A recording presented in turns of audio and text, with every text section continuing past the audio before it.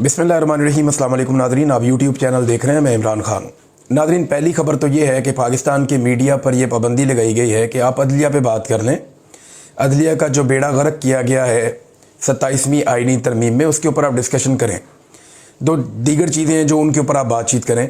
18वीं तरमीम में जो पाकिस्तान पीपल्स पार्टी के एतराज़ात थे, वो चीज़ें निकल रही हैं, उस पर आप बात करें।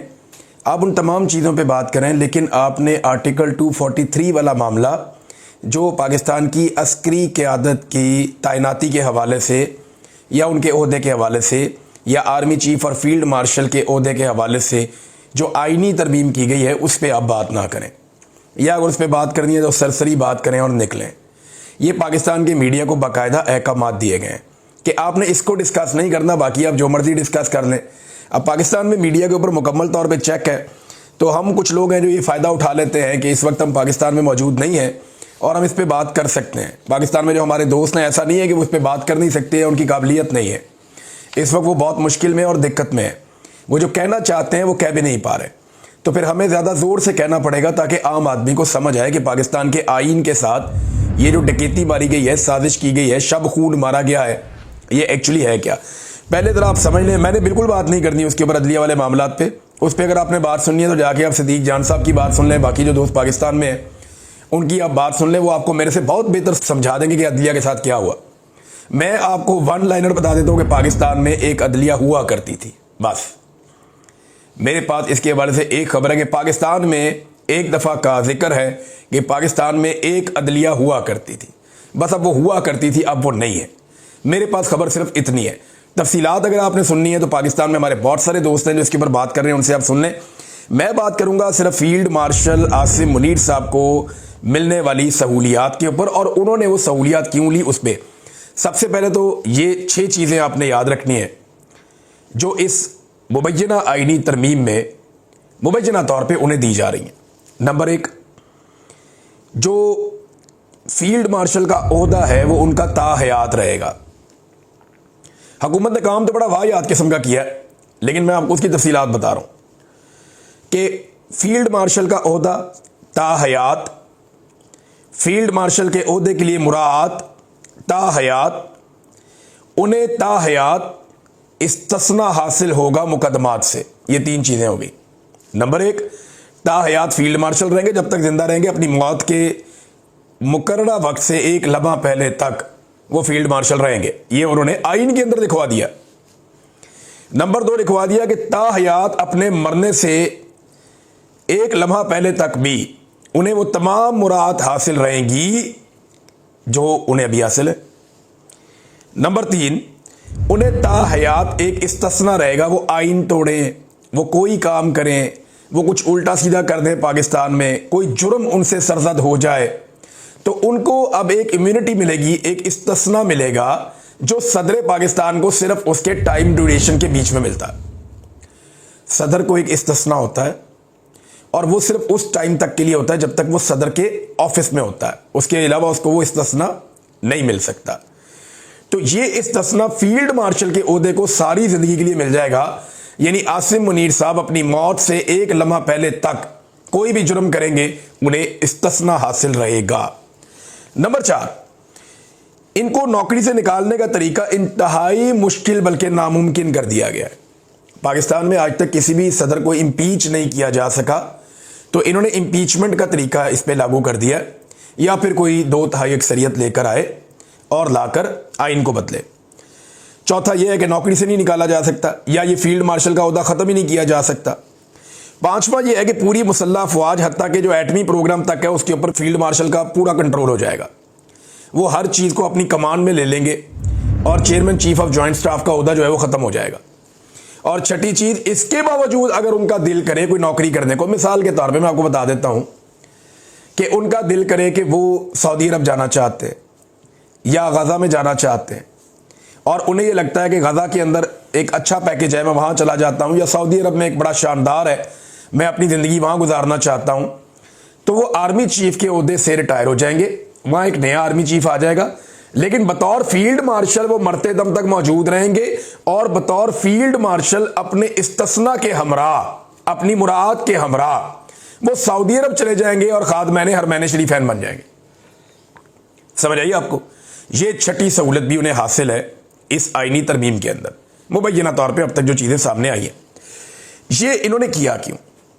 देखिए, एक बात आप जहन में रखें कि जनरल आसिम मुनीर साहब ने जनरल बाजवा साहब की हालत देखी है।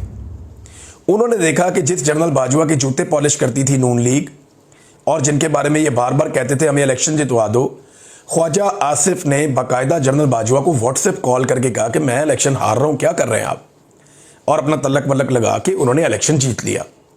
जिस जनरल बाजवा के जरिए से इन्होंने इमरान खान के खिलाफ तहरीक अदम एतमाद को कामयाब बनाया।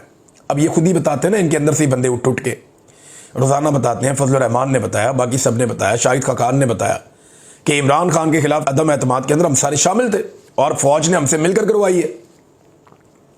Bajwa was responsible for that. Mohammed Zubair भी बताते हैं, अब तो सब खुलकर बता रहे हैं, ऐसा नहीं है कोई ढकी छुपी बात है। तो जो जनरल बाजवा के साथ मुस्लिम लीग नून ने और पीपल्स पार्टी ने की है ना, जो जनरल बाजवा की बैंड बजाई है इन्होंने मिलकर उसकी रिटायरमेंट के बाद, तो आसिम मुनीर साहब को यह समझ आ गई कि ये लोग किसी के भी सगे नहीं है, जिस दिन मेरी वर्दी उतरेगी ये मेरी भी बैंड बजा देंगे। इमरान खान का खौफ तो उनको है ही, उनके दिमाग में ये बात बैठी हुई है कि इमरान खान का रास्ता रोकना मुमकिन नहीं है, प्रेशर बढ़ता जाएगा, एक वक्त आएगा इमरान खान को छोड़ना पड़ेगा, मुल्क चल ही नहीं रहा। अगर मुल्क को चलाना है, सियासी इस्तेहकाम लेकर आना है, तो इमरान खान को जेल से बाहर निकालना पड़ेगा। लेकिन अगर वो जेल से बाहर निकलकर रेलिवेंट हो जाता है और इक्तदार में आ जाता है, तो मेरी तो ऐसी तक फिर जाएगी, क्योंकि हमने तो वो सारा काम कर दिया हुआ है जो जिसकी आइन और कानून इजाजत ही नहीं देता। लिहाजा अपने आप को बचाने के लिए इस्तिस्ना ले लो। तो ऐसा नहीं है कि खाली इमरान खान से बचना है, इमरान खान तो आ रहा है और उसने तो आना है, और वो इसलिए आना है, आज नहीं, कल नहीं, साल नहीं, जी कितनी देर रोक लेंगे, मुल्क में इस्तेहकाम ही नहीं आएगा। तो अल्टीमेटली तो इमरान खान को बाहर आना है, तो इमरान खान बाहर आएगा तो उसको इक़्तिदार मिल जाएगा, ये ऑब्वियस है। बस सिर्फ कोशिश ये करनी है कि उसको 2/3 अक्सरियत ना मिले, क्योंकि अगर उसको 2/3 अक्सरियत नहीं मिलेगी तो वो आईनी तरमीम नहीं कर सकेगा और फील्ड मार्शल अपनी ज़िंदगी में इंजॉय करेंगे, और वो सऊदीया में एक नए ओहदे के ऊपर जा भी सकते हैं। तो एक तो PMLN और पीपल्स पार्टी का उन्हें पता है कि ये बड़े बदीद लोग हैं, ये जैसे ही मैं ओहदे से उतरूंगा ये मेरी ऐसी तैसी फेर देंगे, लिहाजा मैं ओहदे से उतरता ही नहीं, और मैं अपनी इम्यूनिटी ले लेता हूं, इस्तिस्ना ले लेता हूं। और दूसरा उन्होंने ये किया कि इमरान खान से बचने के लिए अपने इर्द गिर्द एक आईनी दीवार खड़ी कर ली। इसको और सिंपल कर लें, इमरान खान की जलगार हो रही है, वो जेल से बैठकर आसिम मुनीर साहब को ज़हनी मरीज करार दे चुके हैं। अब इमरान खान जिस आदमी को जो कहते हैं ना लोग, उसको वो इमेजिन करना शुरू हो जाते हैं, उसकी हरकतों सकनात पे नजर रखना शुरू हो जाते हैं कि यार ये ज़हनी मरीज वाकई तो नहीं है। शहबाज शरीफ को अर्दली जब से कहा है वो तब से अर्दली लगना शुरू हो गए हैं। मैं सीरियसली आपको बता रहा हूं कि मेरे अपने दिमाग में एक इमेज बन गया कि यार वाकई ये हरकतें तो वही हैं। तो अब ये भी एक बड़ी दिक्कत है कि इमरान खान साहब ने उन्हें ज़हनी मरीज कह दिया। प्रेशर तो इमरान खान साहब ने जेल से दबा के डाला हुआ है आसिम मुनीर साहब के ऊपर, और उन्हें नजर भी आ रहा है कि इसको मैं कब तक आखिर रोकूंगा।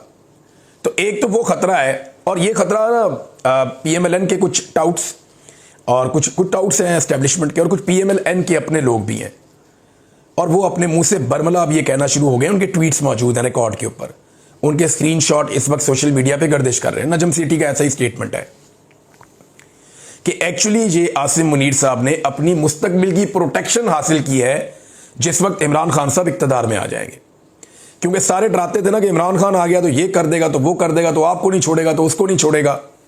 हालांकि इमरान खान ने कहा भी कि मैंने किसी से बदला नहीं लेना, मैं अपने मुल्क की खातिर बात करना चाहता हूं। लेकिन ये सारे डरे हुए हैं, सहमे हुए हैं। अब जिसके दिल में चोर हो वो डरता ही है ना, हर आदमी तो नहीं डरता। मैं एक मीटिंग में था कल, जर्मनी में आया हुआ था फ्रैंकफर्ट में, तो वहाँ पे बहुत सारे लोग थे। मैंने उनसे पूछा, मैंने कहा आप में से किसी को इस्तिस्ना चाहिए? तो पूरे हॉल ने कहा नहीं चाहिए। तो मैंने उनसे पूछा कि आपको क्यों नहीं चाहिए? उन्होंने कहा हमने कुछ किया ही नहीं, हमारे दिल में चोर है ही नहीं, हमें क्यों इस्तिस्ना चाहिए होगा। नबी अकरम सल्लल्लाहु अलैहि वसल्लम ने फरमाया कि मेरी बेटी भी अगर चोरी करेगी तो मैं उसका हाथ काट दूं। बेटी के लिए इस्तिस्ना नहीं था। हज़रत खालिद बिन वलीद रज़ी अल्लाह तआला अन्हु को दौरान जंग माजूल कर दिया गया। इस्लाम की तारीख का सबसे बड़े जर्नैलों में से एक जर्नैल, अल्लाह की तलवार, उनके लिए भी इस्तिस्ना नहीं था। हज़रत अबू बकर सिद्दीक रज़ी अल्लाह तआला अन्हु के लिए इस्तिस्ना नहीं था। सैयदना उमर फारूक रज़ी अल्लाह तआला अन्हु के लिए इस्तिस्ना नहीं था। हज़रत उस्मान गनी रज़ी अल्लाह तआला अन्हु के लिए इस्तिस्ना नहीं था। हज़रत अली शेर खुदा के लिए, रज़ी अल्लाह अन्हु के लिए कोई इस्तिस्ना नहीं था। तो जब इन लोगों के लिए, इतनी बड़ी बड़ी हस्तियों के लिए इस्तिस्ना नहीं था, तो ये किस खेत की मूली हैं जो लोग इस्तिस्ना ले लेते हैं और लगे हाथों सारे इसके अंदर अपने हाथ धोते हैं।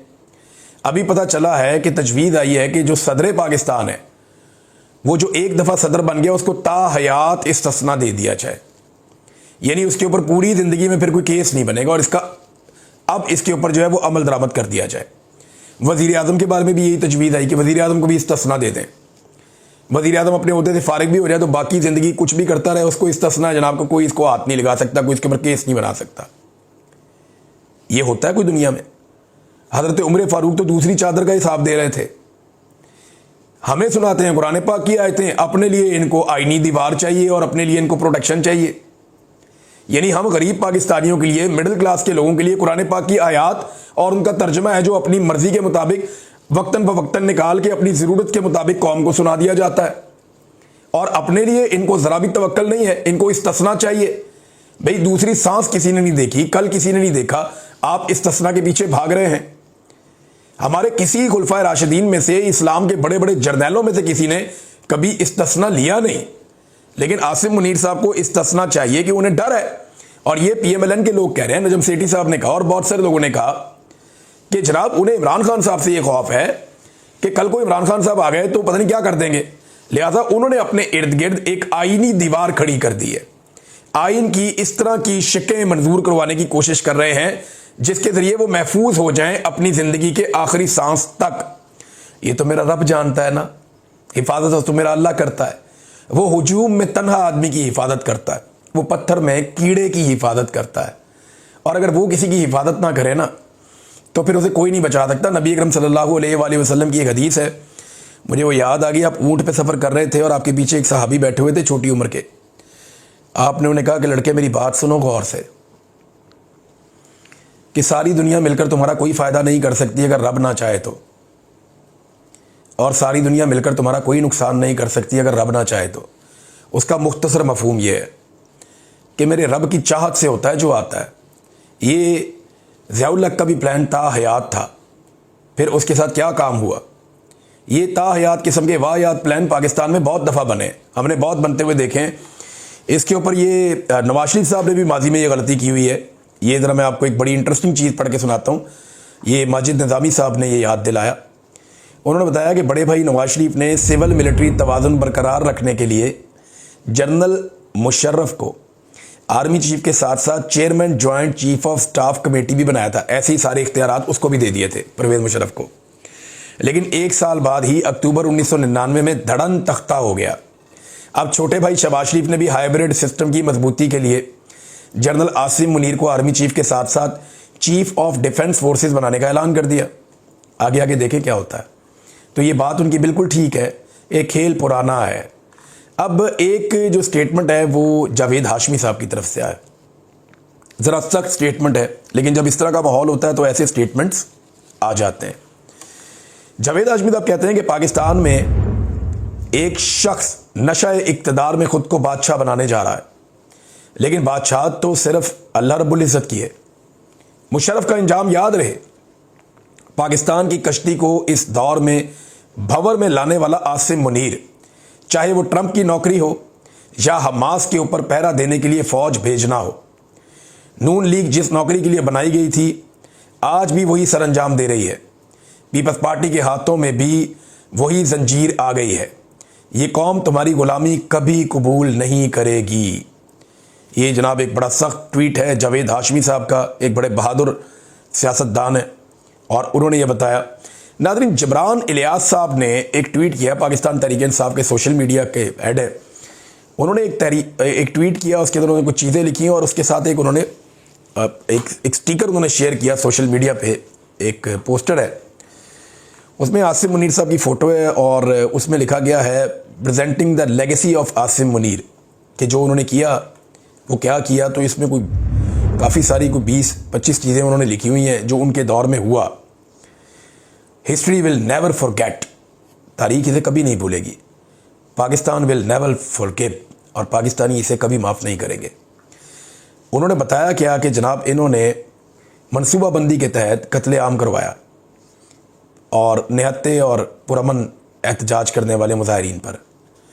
फिर मैस किलिंग्स ऑफ सिविलियंस, बहुत बड़े पैमाने पर सिविलियंस का कत्लेआम हुआ, अगवा हुए, जबरी तौर पे गुमशुदगियाँ हुई और गिरफ़्तार लोगों के ऊपर टॉर्चर किया गया, मिलिट्री ट्रायल चलाए गए और कातलाना हमले हुए पाकिस्तान में। और इसके बाद अनप्रेसिडेंटेड इलेक्टोरल रिगिंग, यानी ऐसी कभी माजी में धांधली नहीं हुई जो इस मरतबा धांधली की गई। इन्होंने लोगों को हरास किया, इंटिमिडेशन ऑफ जजेस, जजों को हरास किया, उनको इंटिमिडेट किया। फिर अनकॉन्स्टिट्यूशनल ड्रैकोनियन अमेंडमेंट्स इन्होंने करवाई 26वीं और 27वीं। और इसके अलावा उन्होंने देखा कि डेमोक्रेसी के साथ क्या किया, ट्रांसनेशनल रिप्रेशन, मैं पहले इस पे बात करता रहा हूँ, उस मामले में क्या हुआ, कलेक्टिव पनिशमेंट, को जुर्म कोई कर रहा है सज़ा कोई और, ख़ानदान भी अंदर, चादर और चार दीवारी का तकद्दुस जो है वो पामाल किया गया, mockery of Islamic and social values, इनका मजाक उड़ाया गया।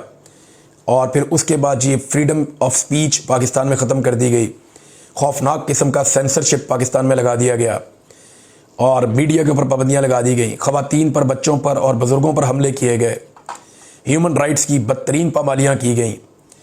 और उसके बाद झूठे केसेस का अंबार लगा दिया गया, रातों को लोगों के घरों की चादर और चार दीवारी का गैर कानूनी तौर पर तकद्दुस पामाल किया गया और करप्शन, जो करप्ट लोग हैं उनको जो है ना प्रमोट किया गया, ह्यूमन राइट्स को ख़त्म कर दिया गया।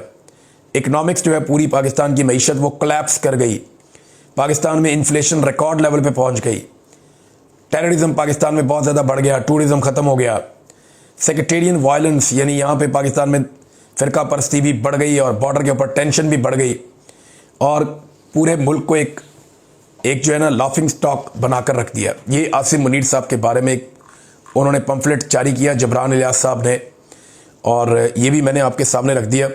अब पाकिस्तान तहरीक इंसाफ ने इसमें मुज़ामत करने का फ़ैसला किया है। 14 नवंबर को हैदराबाद में वो कह रहे हैं जी अज़ीमुश्शान हम जलसा करेंगे। ये अवामी जलसा 27वीं आइनी तरमीम को मुस्तरद करने के लिए होगा।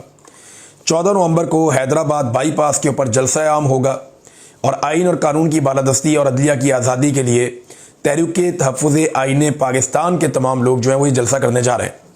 अब इसके अंदर सिंध की क़यादत शामिल होगी और इसके अंदर जो है वो बाकी क़यादत भी शामिल होगी, साहबज़ादा हामिद रज़ा की और मैं शाह महमूद कुरैशी दोनों की तस्वीर इसके अंदर देख रहा हूँ। ये दोनों अहबाब जो हैं वो जेल में बंद हैं इस वक्त पोस्टर के ऊपर, बाकी लोग सारे बाहर हैं अभी, मौलाना शरानी भी हैं इसके अंदर और इंटीरियर सिंध के लोग भी इसके अंदर मुबैना तौर पे आएंगे और साथ में जो हैं वो अख्तर मेंगल साहब वो भी नादरीन इसका हिस्सा बनेंगे। नादरीन, अंसार अब्बासी साहब की एक और ख़बर बदकिस्मती से झूठी साबित हो गई और गलत साबित हो गई। उन्होंने खबर दी कि वोट ऑफ नो कॉन्फिडेंस के वक्त इमरान खान ने जनरल बाजवा को गैर मुअय्यना मुद्दत के लिए एक्सटेंशन ऑफ़र की थी। ये अंसार अब्बासी साहब की खबर थी और ये सवाल उठाया गया परवेज़ खटक साहब से। तो परवेज़ खटक साहब ने कहा कि ये गैर मुअय्यना, हालांकि वो इमरान खान साहब के मुखालिफ हैं, इस वक्त शदीद मुखालिफ हैं इमरान खान के, उनके खिलाफ स्टेटमेंट देते रहते हैं, लेकिन वही बता रहे हैं कि नहीं ऐसा नहीं है, मैं बेशक इमरान खान का मुखालिफ हूँ लेकिन गैर मुअय्यना मुद्दत वाली बात तो कोई अनपढ़ जाहिल ही कर सकता है। ये उन्होंने अंसार अब्बासी साहब को क्या क्या कह दिया। कानून में गैर मुअय्यना मुद्दत की बात ही नहीं है भाई, एक चीज़ आइन में नहीं है, कानून में नहीं है, तो इमरान खान साहब वो उस वक्त के आर्मी चीफ को ऑफ़र क्यों कर सकते थे। हाँ, एक बात ज़रूर हुई थी कि इमरान खान साहब ने जनरल बाजवा को ये ज़रूर कहा था, जो उस वक्त रिपोर्ट हुआ था, कुछ लोगों ने दावा भी किया था, मैं वही मुबैना दावा आपके सामने रखता हूँ। इमरान खान ने कहा था कि बाजवा साहब अगर आप ये सारा कुछ एक्सटेंशन के लिए कर रहे हैं और पाकिस्तान को डिस्टेबलाइज कर रहे हैं और इन लोगों को लाकर बिठा रहे हैं जिनके ऊपर करप्शन के घिनौने इल्ज़ामात और केसेस हैं, जिन लोगों को जेलों में होना चाहिए, तो अगर आप ये एक्सटेंशन के लिए कर रहे हैं तो फिर आप वो मेरे से ले लें, लेकिन आप कौम के साथ, मुल्क के साथ ये मजाक ना करें। ये इमरान खान साहब ने उनके साथ बात की थी, बातों के अंदर एक बात, ये रिपोर्ट भी हुई थी, लेकिन इमरान खान साहब ने कोई ताहयात एक्सटेंशन वाली बात तो की नहीं थी और वो वैसे भी होती भी नहीं है, ऐसी कोई चीज़ नहीं होती। बहरहाल अब ये नादरीन अब तक की सूरत हाल है, मैंने आपके साथ शेयर की है। फर्दर जो डिटेल्स हैं वो मैं आपके साथ अपडेट करता रहूँगा। आज हमारा प्रोग्राम था फ्रैंकफर्ट में, म्यूनिख हम जा रहे हैं, जहाँ पाकिस्तानी अच्छी तादाद में रहते हैं, पाकिस्तानी हैं वहाँ जर्मनी में, और कल हमारा वहाँ पे इंशाल्लाह एक म्यूनिख में प्रोग्राम है, वहाँ जो ओवरसीज़ की कम्युनिटी है ह्यूमन राइट्स के हवाले से और पाकिस्तान के अंदर democracy, rule of law, freedom of expression, इन चीज़ों के ऊपर और मैंडेट का एहतराम, इन चीज़ों पे हम कल बात करेंगे वहाँ पे अपने प्रोग्राम में। अब तक के लिए इतना ही। अपना ख्याल रखिएगा, अपने इस चैनल का भी। अल्लाह हाफ़िज़।